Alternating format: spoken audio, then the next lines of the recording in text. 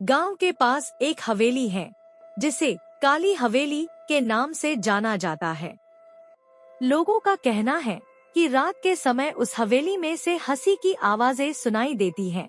गांव में नमित नाम का लड़का है जो इस तरह की बातें अंधविश्वास मानता है।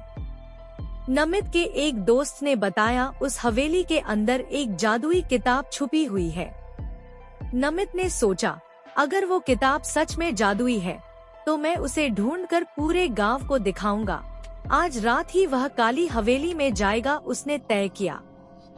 रात का समय था, चारों ओर घना अंधेरा था, सिर्फ चांद की हल्की रोशनी थी जो उस हवेली के ऊपर गिर रही थी।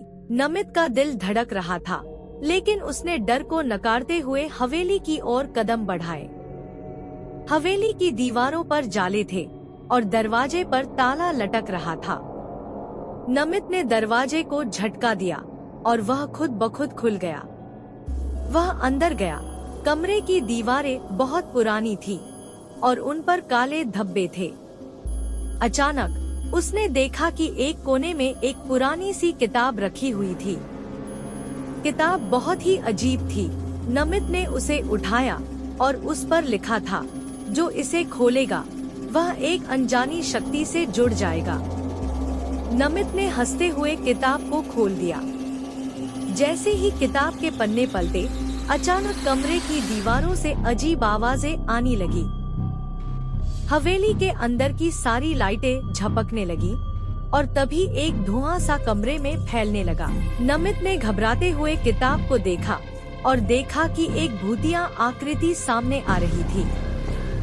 आकृति ने नमित से कहा, तुमने किताब खोली, अब तुम्हें मेरे साथ चलना होगा।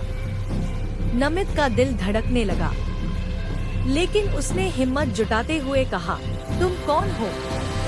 आकृति बोली, मैं इस हवेली का मालिक हूँ और तुमसे बदला लेना है। नमित का ध्यान कमरे के एक कोने में चमकते हुए एक पत्थर पर गया।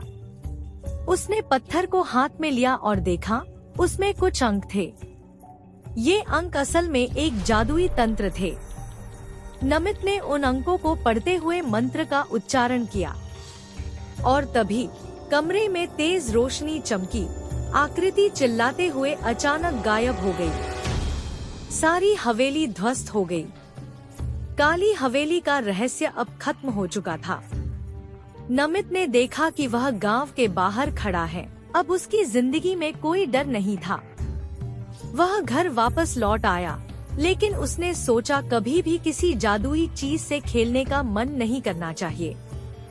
कुछ रहस्य खुलने के लिए नहीं होते। इस कहानी में नमित ने काली हवेली के रहस्य को सुलझाया और अंत में उसने समझा कि कुछ चीजों से सावधान रहना चाहिए।